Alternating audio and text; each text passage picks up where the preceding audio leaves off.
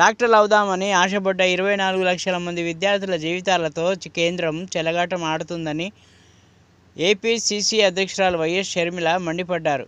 National testing agency ప్రతిష్టను దిగజార్చేలా neat paper leak scam జరిగిందనే ఆధారాలు బయటపడ్డాయని అన్నారు.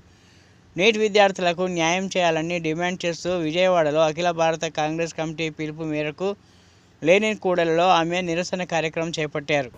టాపర్స్గా కనీసం ఒకరో ఇద్దరో లేకపోతే మహా అయితే ముగ్గురో నిలిచే టాపర్స్గా ఉన్న పరిస్థితిలో ఈ సంవత్సరం మాత్రం పేపర్ లీక్ కావడం వల్ల 67 మంది టాపర్స్గా నిలిచాడు. మరి కనీసం ఇద్దరో ముగ్గురో కూడా టాపర్స్గా కాలేని వాళ్ళు ఈసారి 67 మంది ఎలా టాపర్స్గా నిలిచారు?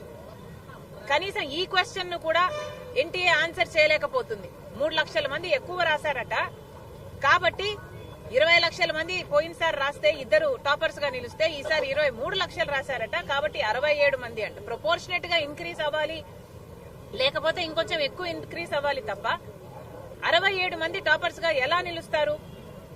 అంటే పేపర్ లీక్ అయ్యింది అని మొదటి రోజు నుంచి విద్యార్థులు మొత్తుకొని చెప్తున్నా కూడా పట్టించుకోలేదు. అదీ కాకుండా ఎన్టీఏ ఎప్పుడు రిలీజ్ చేశారు? రిజల్ట్స్ రిలీజ్ చేసింది ఎలక్షన్లు అనౌన్స్ అవుతున్న తేదీన. అంటే ఎలక్షన్లు అనౌన్స్ అవుతున్నాయి కాబట్టి మీడియా మొత్తం ఆక్యుపైడ్ గా ఉంటుంది. నెక్స్ట్ 10 రోజులు కూడా విశ్లేషణ అంటూ ఎలా జరిగింది ఏమిటి అని ఎన్నికల మీదనే దృష్టి అంతా ఉంటుంది. కాబట్టి అప్పుడు రిలీజ్ చేస్తే ఏ అవకతవకలైనా కూడా కవరప్ అయిపోతాయి, ఏ మీడియా అటెన్షన్ కి రాదు అన్న దృష్టితో ఎన్టీఏ ఈ చర్యకు పాల్పడింది. ఇన్ని అవకతవకలు ఉన్నా కూడా ఇంతవరకు ఎన్టీఏ రద్దు కాలేదు, ఎన్టీఏలో పనిచేస్తున్న వారి మీద యాక్షన్ తీసుకోలేదు.